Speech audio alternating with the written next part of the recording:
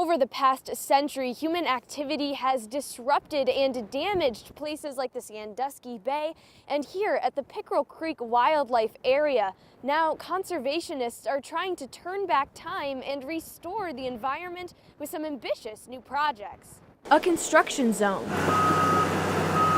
But they aren't building, they're digging. We are sculpting the landscape to reconnect Pickerel Creek to its historic floodplain. It's a muddy mess now, but once the project is complete, the opposite will be true of Sandusky Bay. We're allowing the water to naturally flow through the wetlands, filter out nutrients and sediment, and enter Sandusky Bay in better quality. The goal? To transform an unhealthy habitat. Today, if you look at it, it's open, brown, mucky water. We experience algal blooms nearly every summer. Into an ecosystem where people, plants, and animals can thrive. What they also do as a byproduct is put a lot of great wildlife habitat on the ground. Provides a lot of great recreational opportunities to the public. Jim Brown grew up at the Pickerel Creek Wildlife Area. I've been walking around, trouncing around Pickerel Creek since I was just a little guy. He's raising 2 children here and hopes they'll grow up in a more vibrant environment than he did. Those experiences in nature are so important. The ecological contractor on the project feels confident they will. We can completely transform it. We've already seen that kind of happening, so we're pretty convinced it's going to work.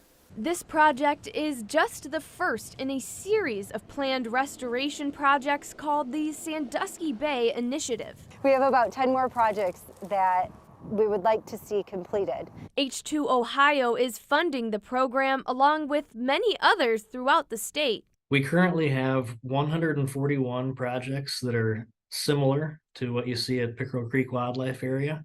And then we've engaged private landowners as well, and we have over 150 projects on private lands. Sauce says we could see the impacts of these projects in as little as 3 to 5 years. I'm looking forward to a future when my family comes up from Columbus and spends a weekend on Lake Erie and doesn't have to think about, the toxic algae blooms.